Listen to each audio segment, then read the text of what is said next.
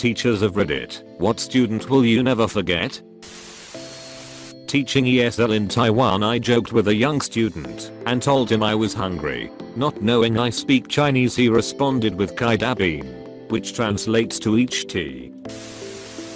Not a teacher anymore, but there are so many of them. I'll never forget the little boy who was abused from birth to age 3 before he was finally taken away from his mother, who was struggling with a serious drug addiction, and adopted by his maternal grandmother.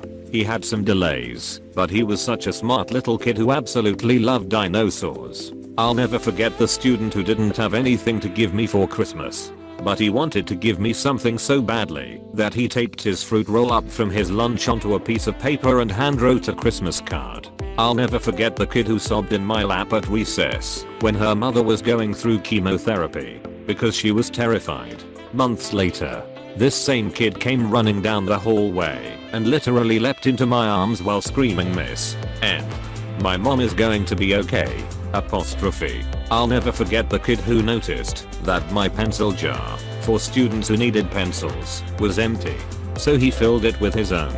I'll never forget the little girl who came to school every day with dirty clothes, sometimes the same clothes she had on the day before. She made her lunch herself at 6 years old, and she never had anything fresh or healthy. It was generally packaged because that's what they had. She would also hug anyone and everyone because she was so desperate for affection. I was a student teacher, but the principal was trying to get authorities involved by the time I left. I hope she got help. I'll never forget the kid who emailed me on the weekends and over holidays just to tell me what's going on and to say hello. There are so many more. I could go on for ages. A wonderful young man who was killed in a car accident back in early June 2020. He was in his grade 11 year. Took him under my wing in grade 9. Worked on his impulsive behavior, colorful language, anger management and questionable life choices. By grade 10, he was a mentor to incoming grade 9s that had similar issues as himself. In grade 11, he was a leader here in the school, volunteering, joined the arts community, and held down 2 after-school jobs. We shook hands every day. He'd bring me coffee. His last text to me said, "Life is beautiful, man," and he had recently told me that he wished that I was his dad. He wasn't wearing a seatbelt coming home from one of those jobs. He was killed instantly after being ejected from a car he was a passenger in. My commute to and from work every day passes by the exact spot he was killed. Miss you, Edward. I teach at a prison. The first inmate I had graduate under my teaching cried when he looked at his diploma. He was the first in his entire family to graduate. It was quite the accomplishment, and I was very moved.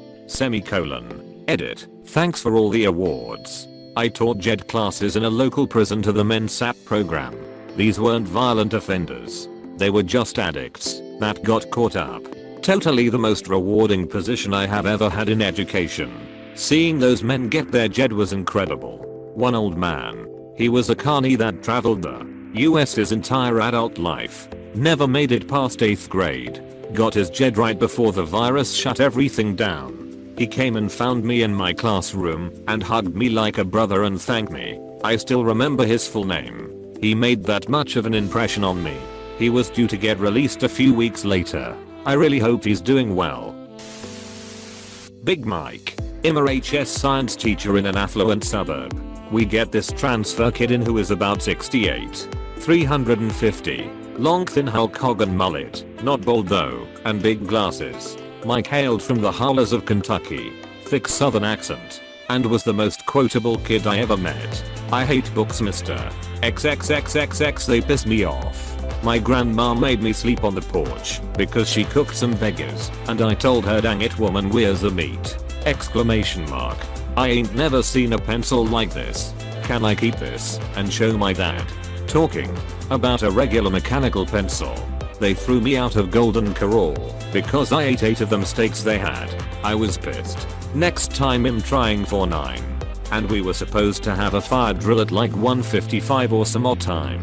At 1:57 he went ahead and pulled it, honest to God, thinking he would help out whoever forgot. I had a kid, 16. Total addict, alcoholic, meth, pills, heroin, Really rough childhood. Started smoking crack with his dad at 13. Stepdad committed suicide in front of him at 14. Unimaginable shit in between. Had come to school high or drunk, and we would send him home. Nice kid. Always respectful and just had a good soul. One day he was all sorts of messed up, and I pull him out of class. I told him that I loved him, and I was worried, and if he kept this up he would more than likely be dead by 30. He freaked out and ran to the principal's office and complained that I had just told him that I loved him and cared about him. Principal said, well, maybe he loves you and cares about you. We kicked him out of school after we had to. He got sober. He came back to track me down. He grabbed me and started sobbing. He said when I said I loved him, it was the first time an adult had said that to him, and he believed it. He has stayed sober for years, went to college, and is doing really well as a nurse now. I had a junior, 16 years old, in my high school science course last year peel the strip of metal off the side of a ruler and proceed to stick each end of it into an outlet and shock himself. I saw the sparks out of the corner of my eye and he jumped up, and his arm was in some significant pain. He said he did it because he wanted to see what would happen. Scientific method in action, I guess. I will never forget that dumbus. Edited to shocked because he didn't actually die. Thanks for the heads up. Dance instructor. Student had one hemisphere of her brain removed as an infant, and she was paralyzed on one side. She said that she wanted to dance because she wanted people to see that she wasn't ashamed of her body. After months and months she finally managed one spin around. The other instructor cried. I cried. She cried. It was ducking incredible. IDKY, but it seems dance instructors have been some of the most supportive people I've ever met as a disabled student. Auditioned for Carl Orgord as a visually impaired sophomore, where the judges were the rifle coach, the director, and the dance coaches. One worked with the school drill team. The other was the director's roommate, and the director at another campus. I wrote a letter stapled to my audition form explaining that I was going to do my best, but I may not be as good as the other kids. The rifle coach told me I would never do rifle. The head director was doubtful, but the dance coaches told me yes. I barely made the team. I did dance line my first year as I learned to spinning a flag with limited visual cues, even adapting my pole to make learning easier. The dance coaches helped me a lot, giving me confidence when the other sections doubted me, working one-on-one with me, and guiding me to befriend one of the best dancers on the team to help me. By the end of my second season, I auditioned for the Boston Crusaders, one of the best Carl Orgords in drum corps, and the whole country. While I didn't make the corps, they did commend my skill. I'm now finishing out my third year as their officer, teaching the younger kids that they can do it, no matter their limitations. I'm now learning rifle from the same coach who told me I could never do it, just because some dance coaches has a little confidence in me.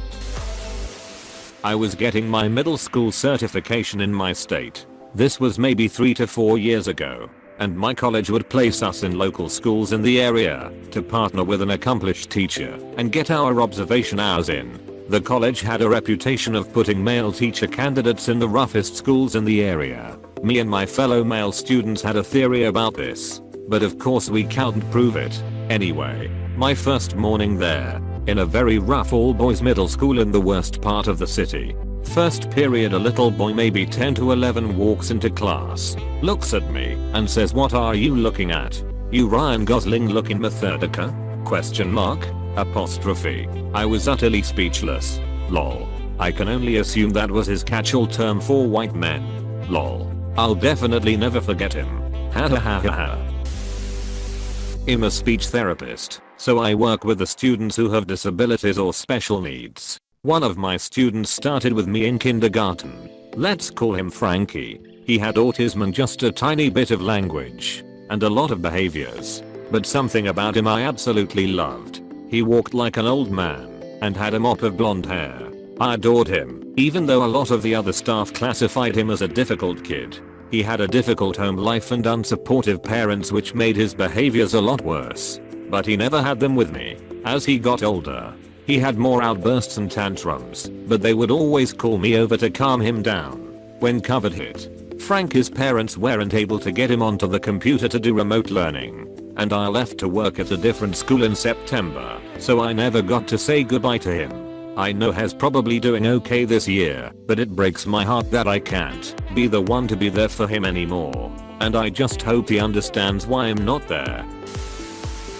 I taught sculpture and mask making at an arts summer camp years back. One of the projects was drawing a creature and then carving a 3D version of it out of a block of foam to paint and decorate.